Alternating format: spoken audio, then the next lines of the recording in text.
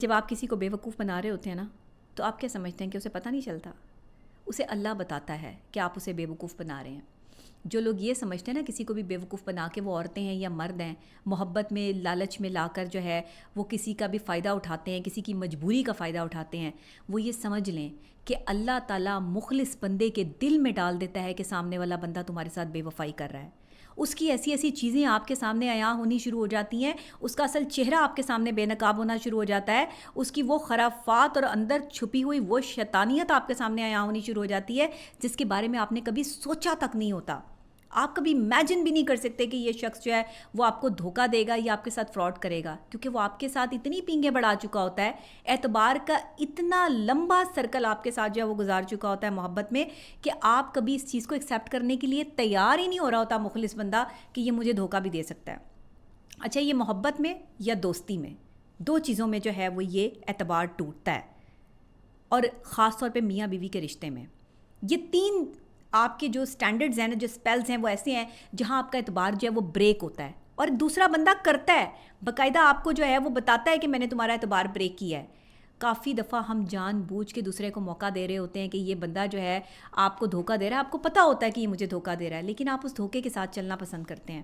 آپ اس ٹوٹے ہوئے شیشے کو جو آپ کے لیے ہتھیار بن جاتا ہے، آپ اس ہتھیار کے ساتھ بھی جو ہے وہ زندگی گزارنے کے لیے تیار ہوتے ہو، کہ آپ کو پتہ ہوتا ہے کہ اس سے آپ کو کسی بھی وقت میں نقصان پہنچ سکتا ہے۔ یہ ہے محبت۔ محبت کوئی آسان کام نہیں ہے، محبت کوئی آسان چیز نہیں ہے، محبت دنیا کی مشکل ترین چیز ہے، جس کو پانے کے لیے ایک بے وقوف آدمی جو ہے وہ اپنی ساری زندگی غرق کر رہا ہوتا ہے، وہ چاہے عورت ہے یا مرد ہے۔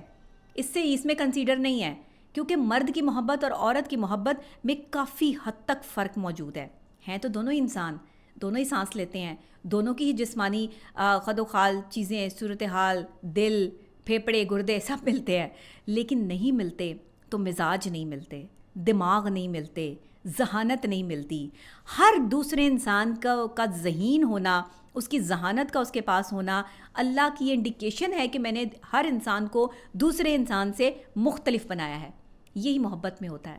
ہر انسان کے جذبات ایک جیسے نہیں ہوتے،